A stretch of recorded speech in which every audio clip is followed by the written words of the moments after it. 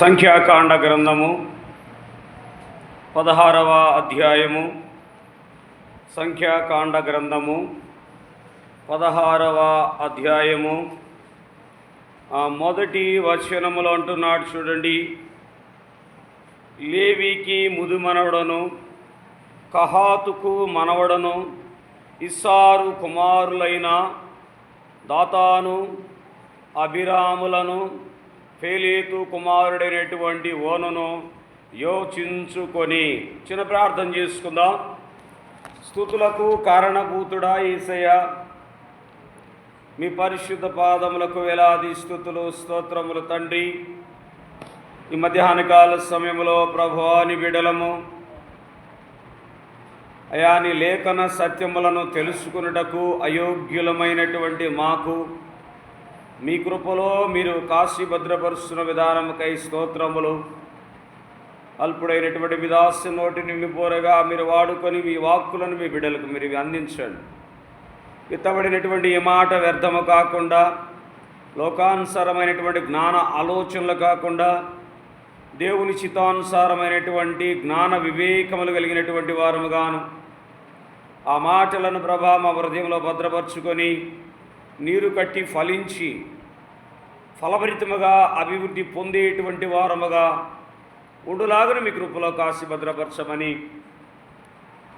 కొద్దిపాటి మనములు మీ పాద సన్నిధికి చేర్చుకోమని యేసు పరిశుద్ధ నామమును అడిగి ప్రార్థించి వేడుకుంటున్నాము తండ్రి, ఆమేన్. చదవబడినటువంటి ఆ లేఖన భాగంలో ఉన్నటువంటి ఆ మాటను మనము జ్ఞాపకం చేసుకోగలిగితే ప్రాముఖ్యమైనటువంటి వ్యక్తి ఐగుప్తు దేశము నుంచి వారుకు స్వాస్యముగా ఇస్తున్నటువంటి దేశములోనికి వచ్చే సందర్భంలో ఒక ప్రాముఖ్యమైనటువంటి వ్యక్తి, నడిపించిన వ్యక్తి ప్రాముఖ్యమైనటువంటి వ్యక్తి. అతడు మనకందరూ ఎరిగినటువంటి వారమే. అతడి పేరే మోషే. నా ఇల్లంతటిలో నమ్మకస్తుడని దేవుడు పలికినటువంటి సాక్ష్యము కలిగినటువంటి వాడు. ఇక్కడ రెండవ వాని గురించి మనం జ్ఞాపకం చేసుకుంటున్నాం. అతడే కోరాహు అనేటువంటి వ్యక్తి. ఎందుకు కోరాహుకి గురించి మనము ఈ మధ్యాహ్నకాల సమయంలో జ్ఞాపకం చేసుకుంటున్నామో, ఎవరి కోరాహు అంటే లేవీ వంశస్థుకు చెందినటువంటి వాడు. లేవీకి మునిమనవడు, కహాతు మునిమనవడు, ఇస్సారు కుమారుడైనటువంటి కోరాహు రూబేనీయులలో ఎలియాబు కుమారుడైనటువంటి దాతాను, అబీరాములు, ఫేలే కుమారుడైనటువంటి ఓరీని గురించి మనము ఈ మధ్యాహ్నకాల సమయంలో జ్ఞాపకం చేసుకుంటాం. వారిలో ప్రాముఖ్యమైనటువంటి వాడు ఈ కోరాహు. ఎవరు ఇతను కోరాహు? మోషేకి సమీప అన్నదమ్ముల వరుస అయినటువంటి వారు, ఒకే కుటుంబంలో నుంచి వచ్చినటువంటి వారు, తండ్రులు వేరు. కాబట్టి ఎందుకు మోషేకి దేవుడు ఏం అప్పగించాడంటే తన బిడ్డలైనటువంటి ఇశ్రాయేలును నడిపించేటువంటి యోగ్యత మోషేకు అప్పగించాడు. తన అన్న అయినటువంటి అహరోనుకు, తన అక్క అయినటువంటి మిరియాముకు కూడా అవకాశం ఇచ్చాడు దేవుడు. వారు యాజక ధర్మంలో ఏలియా, ఎవరంటే ఇక్కడ ఎలియాజరుని చూడండి, అహరోను కుమారుడైనటువంటి ఎలియాజరు యాజక ధర్మంలో ఉన్నాడు. ఈ కోరాహు అనేటువంటి వారు దేవుని సన్నిధిలో పాత్రలను శుద్ధీకరించేటువంటి బాధ్యత అప్పగించాడు కోరాహుకు. కానీ కోరాహు మరిచినటువంటి వాడుగా ఉన్నాడు.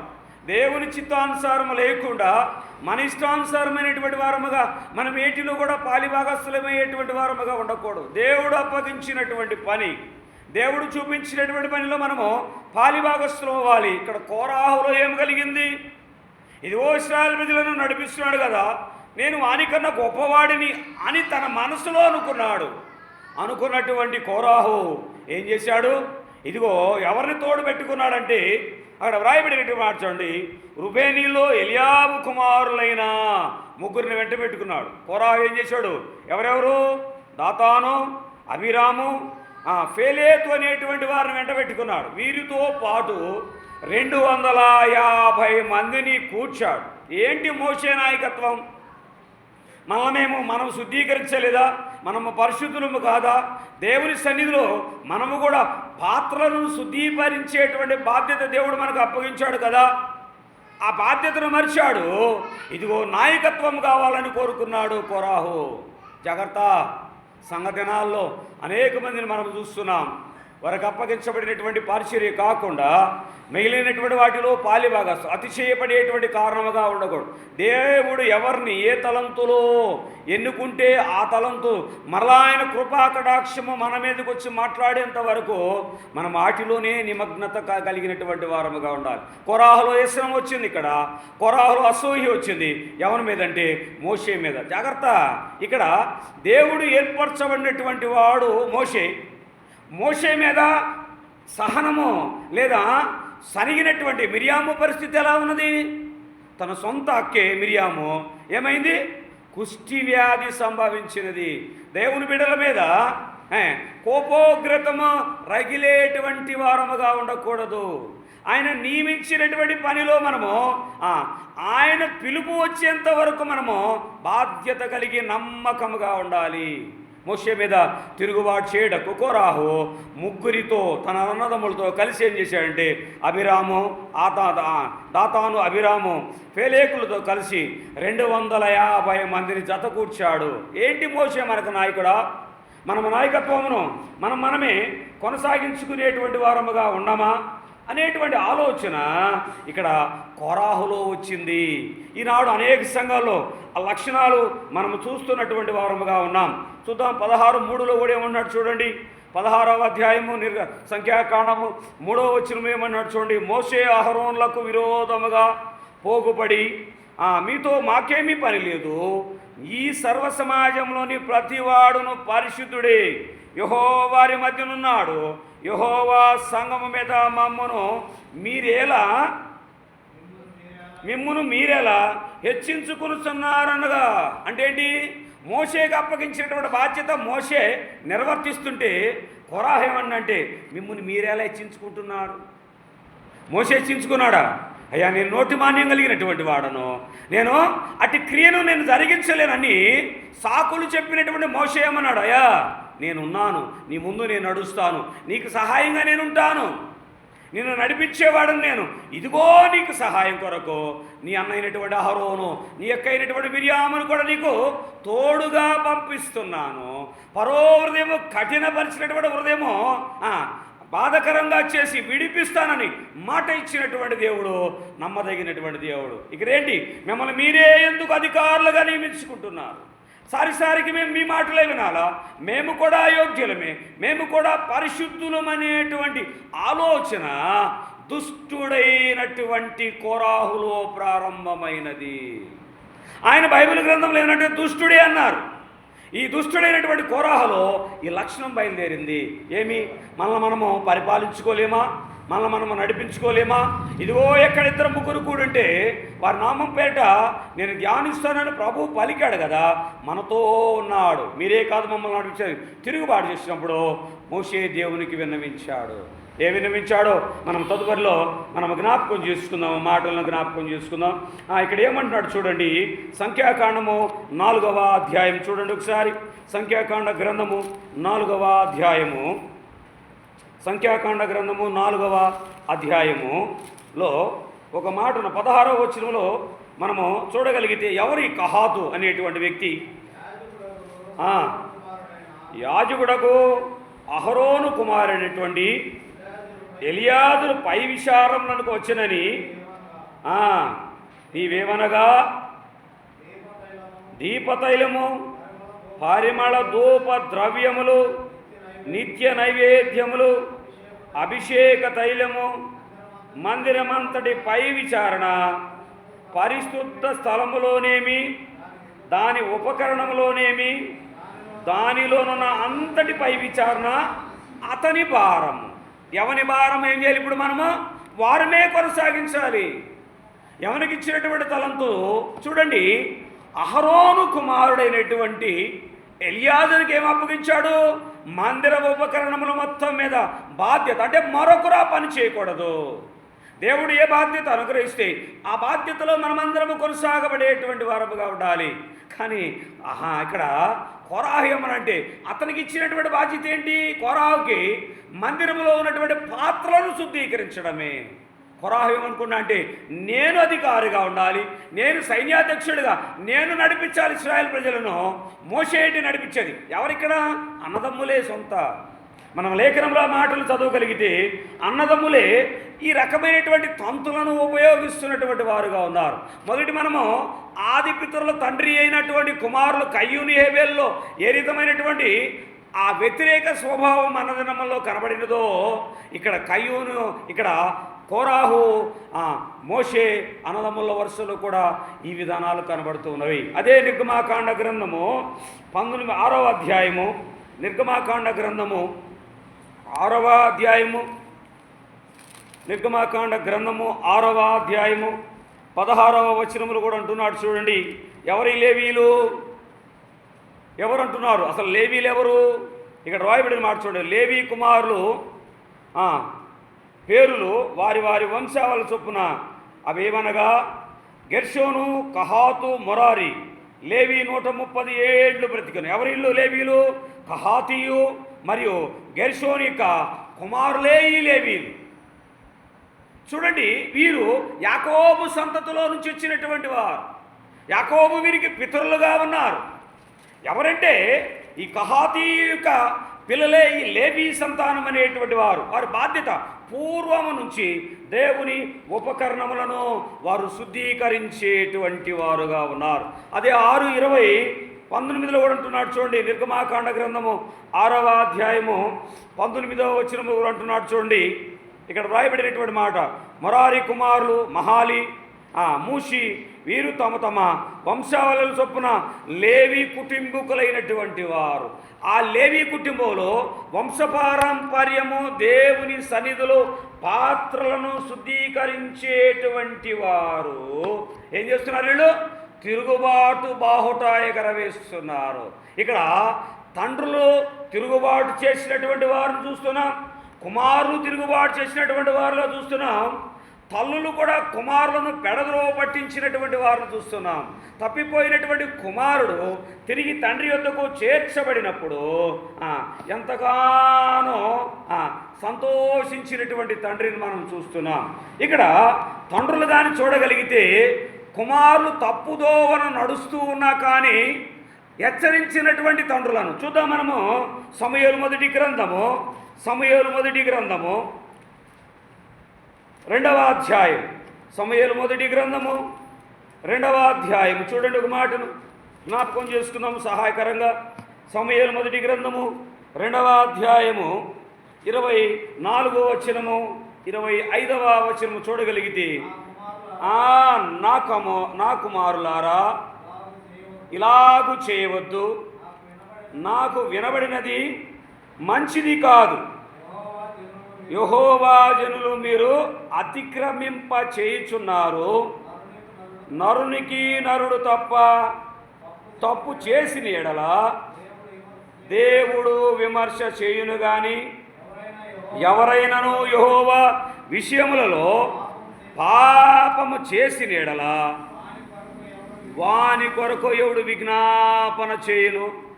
అయితే యెహోవా వారిని సంపదలచి ఉండెను గనుక వారి తమ తండ్రి యొక్క మొరను, ఎవరిళ్ళు? యాజకునిగా ఉన్నాడు ఏలియా, దేవుని చిత్తానుసారం నడిపిస్తున్నటువంటి ఏలియా. తన కుమారులు ఎలా ఉన్నారు? దుర్మార్గమైనటువంటి వారు. ఈ దినాల్లో మనం చూస్తున్నాం. చెప్పడము కాదు కానీ ఆచరణ సాధ్యము కానటువంటి మాటలు ఎన్నైనా పలకవచ్చు. కానీ నీవు నీ కుటుంబం ఎలాగున్నది? నీవు నీ కుటుంబమును క్రమశిక్షణ మార్గంలో నీవు నేను నడిపించేటువంటి వారముగా ఉన్నామా? యెహోషువ కలిగినటువంటి ఆ రీతి నీవు నేను కలిగి ఉన్నామా? ఏలియా ఎలా ఉన్నాడు? యాజకుడిగా ఉన్నాడు. కానీ కుమారులు ఎలా ఉన్నారంటే దుర్మార్గులుగా ఉన్నారు. దేవునికి కోపం రప్పించేటువంటి వారుగా ప్రతి దాంట్లో వారు పాలిభాగస్తులు. ఏం చేశారు? మందసమ్మ ముట్టుకొని ఏం చేశారు? అక్కడికక్కడే చనిపోయినటువంటి వాడు. సమూయేలు హెచ్చరించాడు, ఇదిగో ఏలీ కుమారులు ఈ రీతిగా జీవిస్తున్నారు అని చెప్పమన్నప్పుడు సమూయేలు భయపడకుండా తెలియపరిచాడు. దుఃఖాక్రాంతుడయ్యాడు ఏలియా. కండ్లు పనిచేయనటువంటి వాడు, దృష్టి లోపించినటువంటి ఏలియా మొదటి నుంచే కుమారులను సరిచేయకుండా చివరి ఆఖరిలో సరిచేయగలిగినటువంటి వాడుగా లేకపోయాడు. ఇక్కడ కోరాహులో కూడా ఆ లక్షణాలు, తిరుగుబాటు లక్షణాలు కనబడుతున్నవి. రెండవదిగా చూడగలిగితే తల్లి యొక్క పాత్ర. రెండవ దినవృత్తాంతాల గ్రంథము, దినవృత్తాంతాల 2వ గ్రంథంలో చూద్దాం. తల్లులు కూడా బిడలను ఏ విధంగా చేస్తున్నారో చూద్దాం. దినవృత్తాంతాల 2వ గ్రంథము 22వ అధ్యాయం. దినవృత్తాంతాల 2వ గ్రంథము 22వ అధ్యాయము 3వ వచనంలో అంటున్నారు చూడండి. 22:3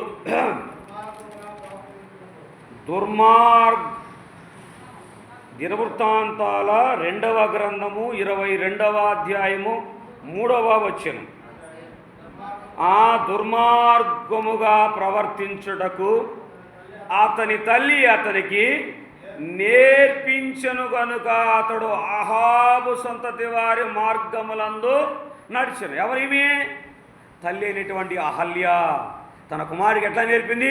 దుర్మార్గమైనటువంటి విషయాలు, దేవుని యందు భయభక్తులు కలిగి నేర్పించలేదు. చూడండి, తండ్రులు వ్యతిరేకించారు, ఇక్కడ తల్లులు కూడా తిరుగుబాటు బాటను ఎగరవేస్తున్నారు. వారికి ఇచ్చినటువంటి పనిని వారు కొనసాగించలేకుండా ఏం చేస్తున్నారు చూడండి, తిరుగుబాటును వారు ప్రోత్సహించేటువంటి వారుగా ఉన్నారు. ఇక్కడ కోరాహు ప్రత్యక్ష గుడారములో ఉన్నటువంటి పాత్రను శుద్ధీకరించేటువంటి బాధ్యత దేవుడు వారికి అప్పగించాడు. కానీ వారు ఏం కోరుకున్నారంటే, ఏం కోరుకున్నాడు?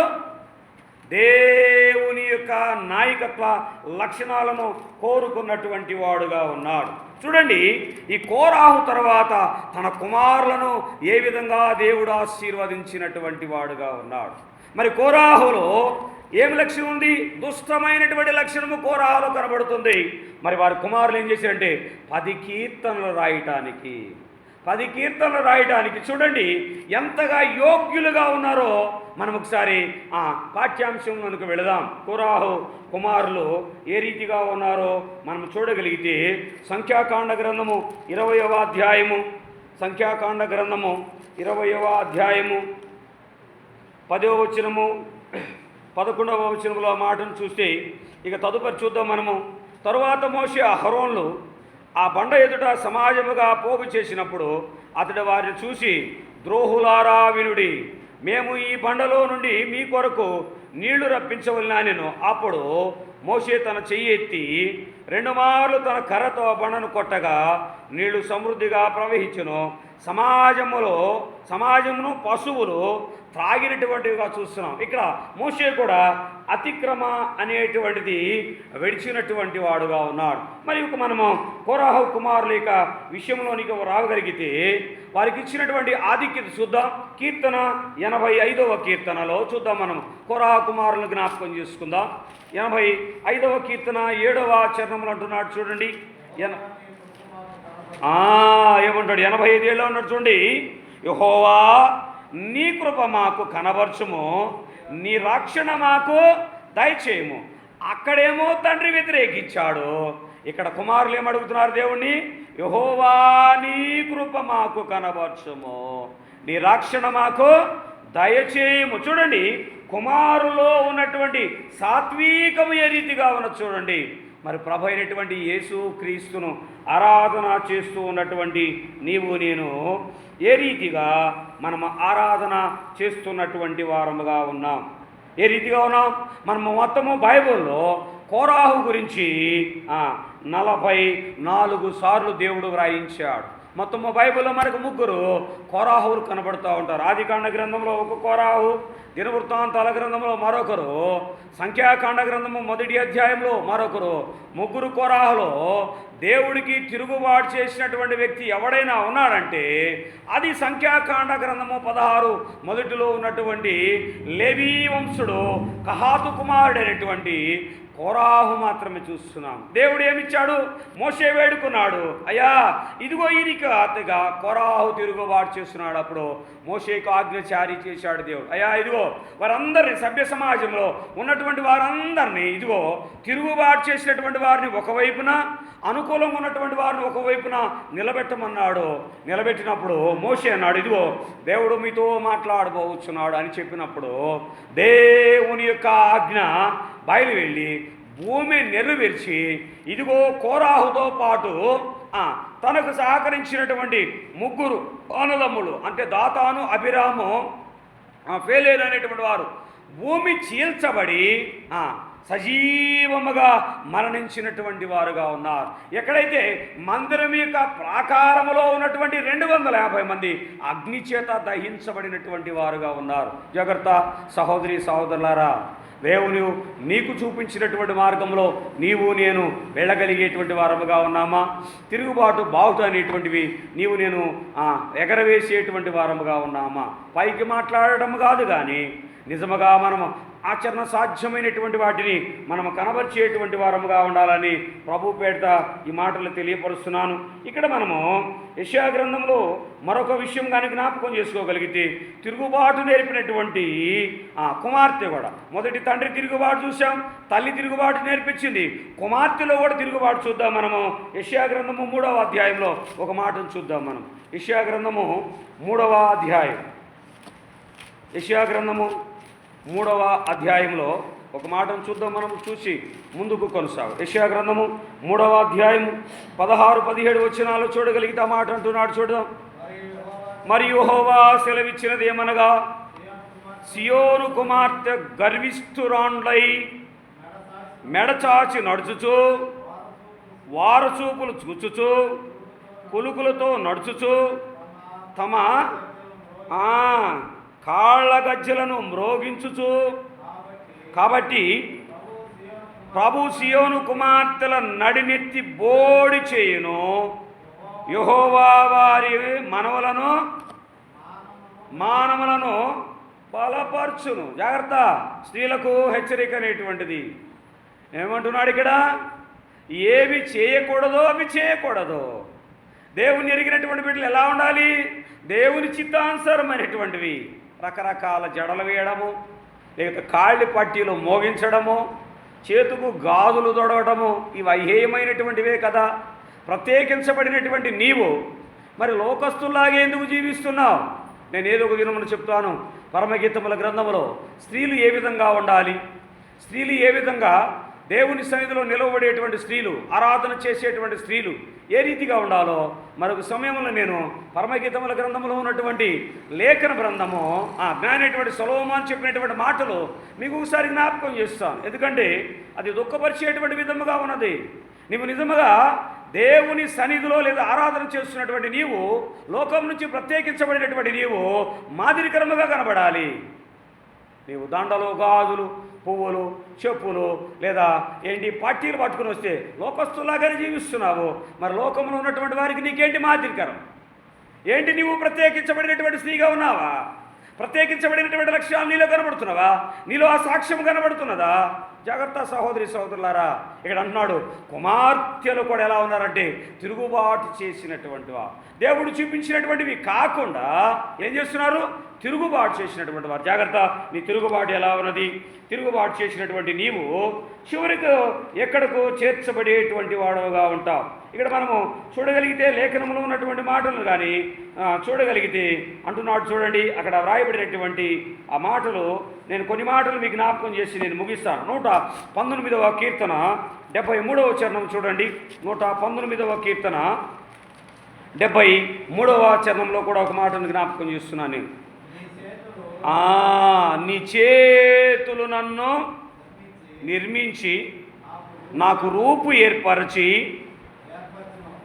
ఏర్పరచును, నేను నీ ఆజ్ఞలను నేర్చుకున్నట్లు.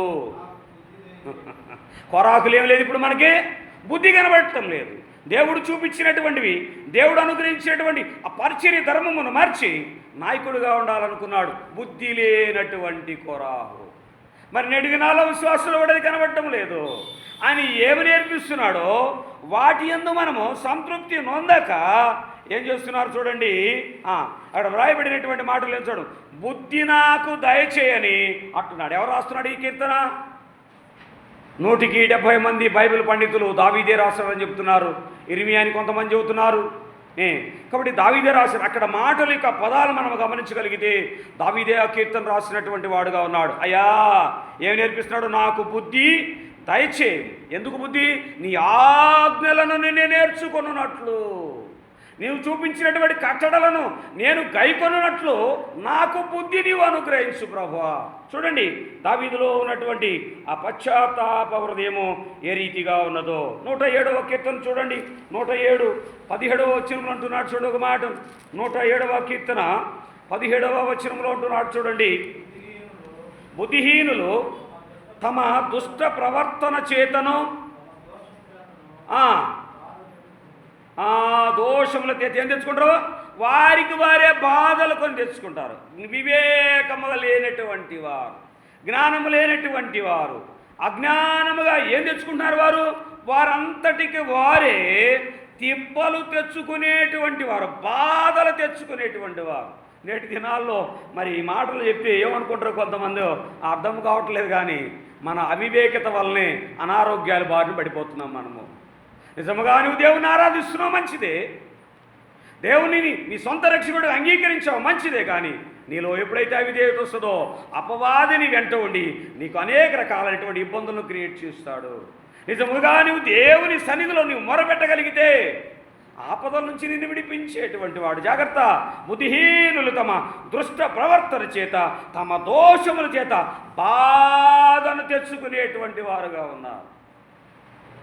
మరి నేను దేవుణ్ణి ఎరిగానయ్యా, ఆరాధన చేస్తున్నాను, కానీ మరి నాకు ఎలా వచ్చింది? ఇక్కడ కోరాహులో కూడా దేవునది దుష్టమైనటువంటి క్రియలు కలిగినటువంటి వాడు, దుష్టుడుగా పేరు ప్రఖ్యాతి తెచ్చినటువంటి కోరాహు ఏమైపోయాడంటే భూమి నెరవేర్చి భూమిలో పాతి పెట్టబడినటువంటి వాడుగా ఉన్నాడు. మరి కోరాహు లక్షణములు నీవు నేను కలిగినటువంటి వారముగా ఉన్నామా? అట్టి దుష్ట సాంగత్యమును నీవు నేను కోరుకుంటున్నటువంటి వారముగా ఉన్నామా? చివరిగా నేను ఒక మాటను జ్ఞాపకం చేస్తాను. జ్ఞాని అయినటువంటి సొలొమోను రాసినటువంటి సామెతల గ్రంథము 4వ అధ్యాయం, సామెతల గ్రంథము 4వ అధ్యాయము 7వ వచనములో అంటున్నాడు చూడండి. సామెతల గ్రంథము 4వ అధ్యాయము 7వ వచనంలో ఒక మాటను జ్ఞాపకం చేద్దాం. జ్ఞానము సంపాదించుకొనుటయే జ్ఞానమునకు ముఖ్యాంశము. ఎవరు? చూడండి, సొలొమోను జ్ఞానము కొరకు ఏమడిగాడు? అయ్యా వెండి బంగారం ఆస్తి అంతస్తులు ఏమి వద్దు, కానీ ఈ రాజ్యమును పరిపాలించేటువంటి జ్ఞానమును నీవు నాకు అనుగ్రహించమన్నా. అప్పుడు అవన్నీ అనుగ్రహించబడినటువంటి వాడుగా ఉన్నాడు. నీవు నేను ఏ పరిస్థితిలో ఉన్నా కోరాహు స్వభావం కలిగినటువంటి వారముగా ఉన్నామా?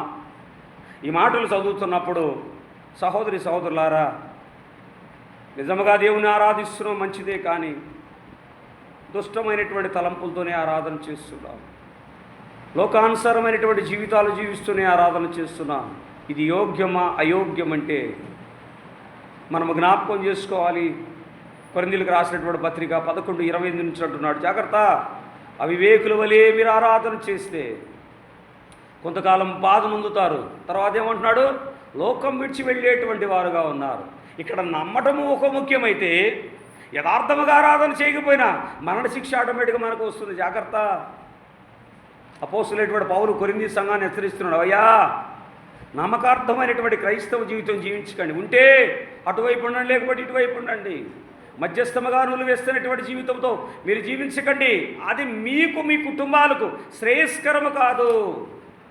ఇక్కడ జ్ఞాని అయినటువంటి సొలొమోను అంటున్నాడు, రాయబడినటువంటి జ్ఞానము సంపాదించుకున్నటే జ్ఞానమునకు ముఖ్యాంశము. నీ సంపాదన అంత ఇచ్చి బుద్ధి సంపాదించుకొనుము. నీ సంపాదన అంత ఇచ్చి నీవు బుద్ధి తెచ్చుకో. ఇవ్వగలుగుతున్నామా దేవునికి? నీ సంపాదనలో దేవుని వంతు దేవునికి ఇవ్వగలుగుతున్నామా? సహోదరి సహోదరులారా, సమకూర్చుకోవడం ముఖ్యం కాదు. దేవుని పరిచర్యలు కూడా పాలిభాగస్థులమయ్యేటువంటి వారముగా ఉండాలి. కోరాహు లక్షణాలను కలిగి కాకుండా మనము నమ్మకమైనటువంటి లక్షణములు కలిగినటువంటి మోషే వలె నీవు నేను మనమందరం జీవించాలని ప్రభుపేట ఈ మాటలు మీకు తెలియపరుస్తున్నాను. దేవుడి కొద్ది మాటలు తన వినికి